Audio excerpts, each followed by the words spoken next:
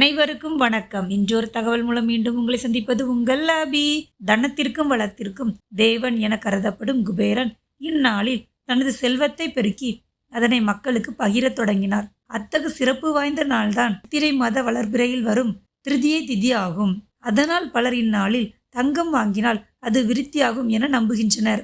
சித்திரை மாத வளர்பிறை திருதியை அட்சய திருதியை என கொண்டாடுகிறோம். அட்சய என்ற சொல்லுக்கு அல்ல அல்ல குறையாமல் பெருகுவது என்பது பொருள். இந்த நாளில் நாம் வாங்கும் மங்கள பொருட்கள், செய்யப்படும் தானங்கள் பல மடங்காக பெருகும் என்பது நம்பிக்கை. இந்த ஆண்டு ஏப்ரல் 30 புதன்கிழமை அன்று அட்சய திருதியை கொண்டாடப்படுகிறது. பொன் கிடைத்தாலும் புதன் கிடைக்காது. அப்படிப்பட்ட ரோகிணி நட்சத்திரமும் புதன்கிழமையும் சேர்ந்தே இந்த ஆண்டு வந்துள்ளது.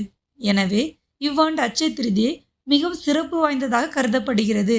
ஏப்ரல் 29 இரவு 8:49 தொடங்கி ஏப்ரல் 30 மாலை 6:41 வரை திருதியை திதி உள்ளது.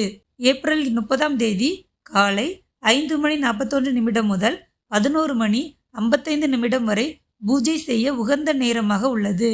தங்கம் வாங்க உகந்த நேரம் ஏப்ரல் 29 மாலை முதல் ஏப்ரல் 30 மதியம் 2:12 வரை நல்ல நேரமாக உள்ளது. இந்த நாளில் நாம் செய்யும் தானம் தர்மம் என்றென்றும் பலன் கொடுக்கும். தங்கம் வாங்கினால் வீட்டில் செல்வம் பெருகும்.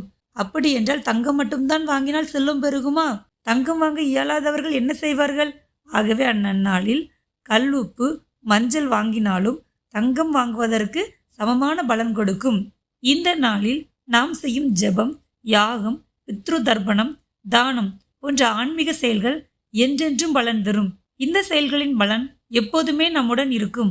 அட்சய திருதியை அன்று தங்கம் வாங்கினால் அதிர்ஷ்டம் வரும் என மக்கள் நம்புகின்றனர். அட்சய திருதியை அன்று லட்சுமி தேவி மற்றும் குபேரருக்கு பூஜை செய்தால் வீட்டில் செல்வம் பெருகும். இந்த வருடம் அட்சய திருதியை அன்று சோபன் யோகம் உள்ளது. ஆகையால் இந்நன்னாளில் லட்சுமி நாராயணன் பூஜை செய்தால் செல்வம் பெருகும், லட்சுமி தேவியின் அருள் கிட்டும். அட்சய திருதியை அன்று என்னென்ன செய்யலாம் என்று பார்ப்போமா? லட்சுமி குபேர பூஜை செய்வது மிகவும் சிறப்பு வாய்ந்ததாக கருதப்படுகிறது. ஏழைகளுக்கு தானம் தர்மம் செய்வது மிகவும் சிறப்பு வாய்ந்ததாக கருதப்படுகிறது. மேலும் இந்நன்னாளில் புதிய தொழில் ஆரம்பிக்கலாம், புதுமனை வாங்கலாம். அட்சய திருதியை அன்று நாம் வீட்டில் எவ்வாறு வழிபட வேண்டும்?